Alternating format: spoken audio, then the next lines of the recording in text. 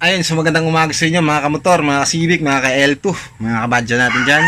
Meron tayong bagong video ngayon at ang bago nating video ay magkakabit tayo o mag-install tayo ng ating plus 2 swing arm para sa ating Yamaha L2 GF. So, eto po yung ating plus 2 swing arm. Ayan. So, eto na po yung pinakamura sa market na swing arm. Nabili ko po siya nasa 1.3 plus ano. Yung ipapalit sana natin is yung stock lang ng XRM o ng Wave.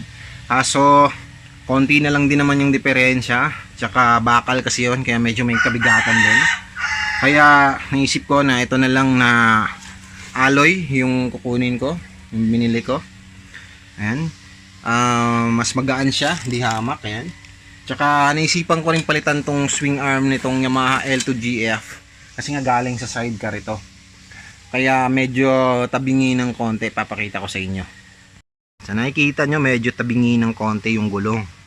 Dahil sa swing arm. Medyo nakaliad siya ng ganyan. Konti. Nakaliad ng ganyan. Kasi galing sa sidecar yan. Kasi galing yan sa sidecar. Yung ating Yamaha L2 GF.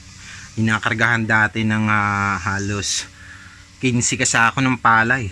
So talagang kayang-kaya ng ating Yamaha L2 GF kasi malakas sa torque itong ating Yamaha L2 GF, ano? So ayun, sisimulan na natin yung pag-install nitong ating swing arm.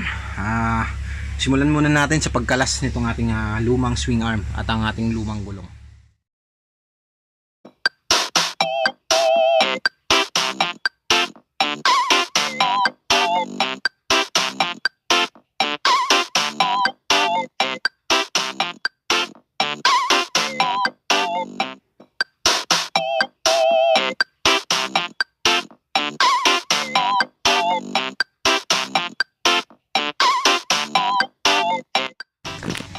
Ay mga motor, natanggal na natin yung swing arm, no?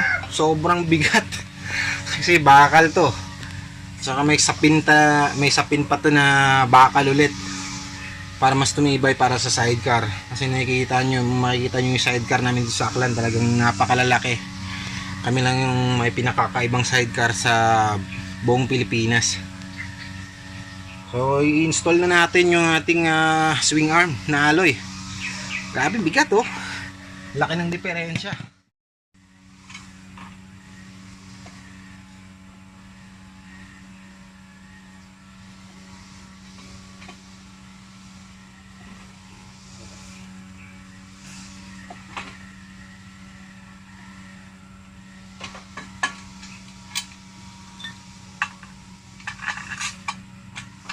Saan yung ehe?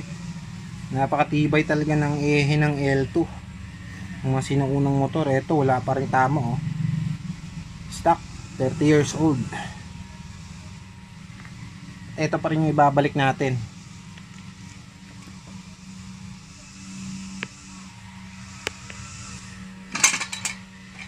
Gagrasahan lang natin.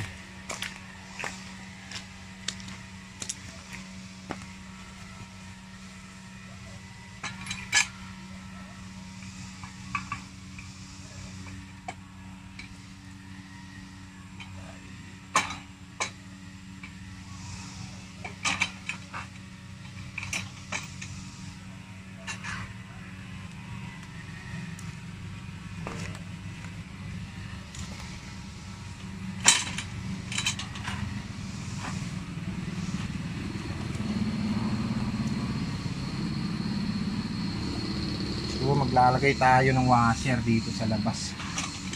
Tignan natin.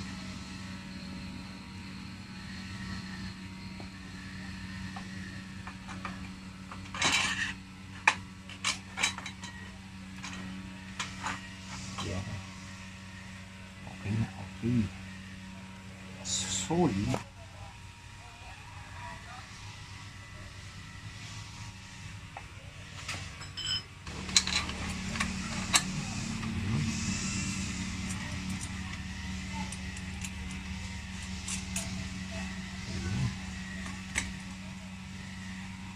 Medyo maluwag ano. So napan natin mamaya yan ng 14. Parari lang muna siya, basta makabit lang muna. So ito, nakalimutan natin yung kadena, kaya tatanggalin na lang natin siya sa pagkakaklip. Hindi natin siya napwesto agad. Pala, bumili po ako ng ehe. Gagamitin natin yung galing sa CB110 kasi mahaba po ito. Ayan. Kasi yung stock ng XRM hindi po talaga kasya o di sasapat kasi masyado pong mahaba yun. Ngayon may ito pong sa CB110 is may sobra pa, kaya gagawin natin dito is lalagyan natin to ng washers. Meron ako dito mga washers na galing sa axle sa harap. Dugtungan natin kasi sobrang haba nito. Mas okay na po yung mas mahaba ay sasabitin. Makikita nyo, ayan. Kahit po na nadagdagan na natin ng washers na makapal ay meron pa rin pong sobra. So dadagdagan pa natin yan sa kabila naman pong side. So gagawin nyo lang yan palaan. At mas maganda po yung sobra kaysa kulang. Tama? Yan. Ngayon po, ikakabit natin tong gulong.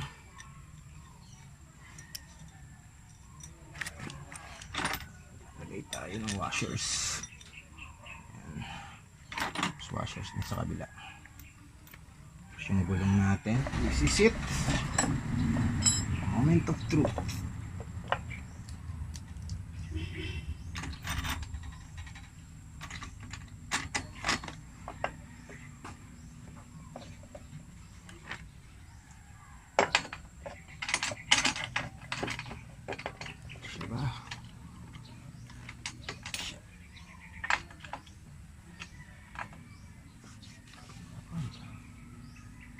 Tayo dyan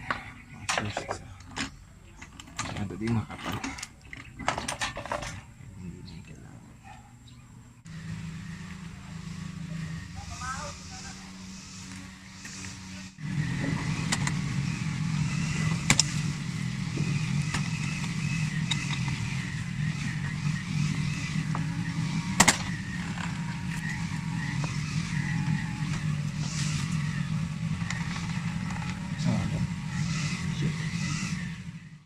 So ayun mga motor, no? May kabit na natin siya. So kailangan na lang natin higpitan yung kanyang ehe. Saka yung bracket niya para sa preno. Yun na lang yung gagawin natin. So ayun, wala naman tayong ginawang grinding. So halos sakto lang naman siya sa bracketan ng ating L2 sa kanyang chassis. Wala na tayo masyadong ginawa. Parang plug and play na lang din siya kasi pang XRM din tong ating hub. Yung ehe natin pang CB, sinukat lang natin yung laki, yung haba lang yung pinagkaiba niya.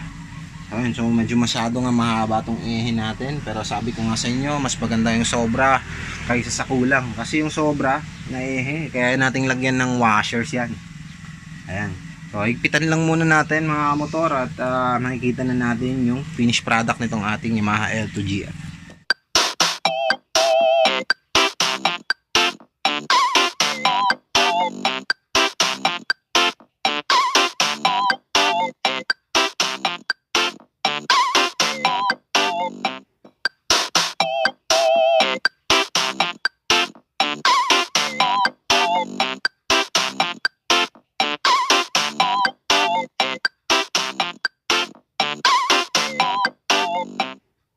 Po, tapos nating install yung ating swing arm na plus 2.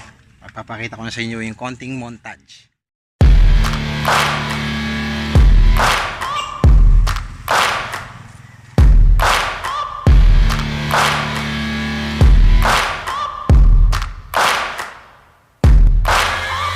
Searching for greatness in a sea of the dying and shameless, a sea of the aimless. I don't wanna be one of the nameless. I'ma wake up with the mindset that one day I'm gonna make it, and I don't think I'll be fine if I don't break my limitations. Don't try to stop me, I exist to write my own story. I'll make a decision if I want some peace or if I want the glory. Yeah, don't want a life that is complacent or possibly boring. I just want a life that is worth every day exploring. My whole life I just wanted someone who would notice me. My whole life I just wanted to be somebody to be. Yeah, I just wanna be great. Yeah, I just wanna be great. Yeah, I just wanna be great. Yeah, yeah.